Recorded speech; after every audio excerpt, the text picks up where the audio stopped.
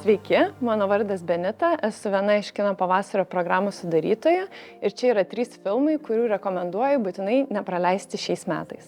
Sekso žaisliukai pakvies į kvailio kortos kelionę, kurioje turėsite padėti pagrindiniai veikėjai AP nusiimti ant jos užmestą prakeiksmą. Net neabejoju, kad sekso žaisliukai taps labiausiai campi ir pačiu nuraučiausiu filmu, kurį pamatysite šiemet festivalyje. Julian.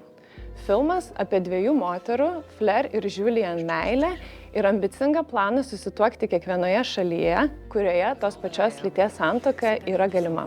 Istorija laisvai galėjo tapti politiniu manifestu, bet iš tikrųjų virto jautriu, nesibaigiančios meilės, netekties ir atsidavimo portretu. Alfa. Turbūt tikrai būsite girdėję prancūzų kino meistrės Julios Ducournau filmus Šviežiena ir Titanė. Trečiasis jos filmas Alfa ir vėl grįžta prie kūno siaubo temos, tik šį kartą kiek subtiliau.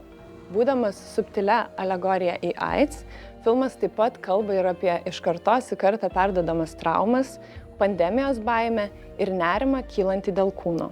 Alfa supriešina tiek kritikus, tiek žiūrovus, todėl pakviesiu jūs būti drąsiais, ateiti, pasižiūrėti ir patiems pasirinkti, kurioje pusėje jūs būsite. Nebent bijot adatų, tada rekomenduoju šitą filmą praleisti.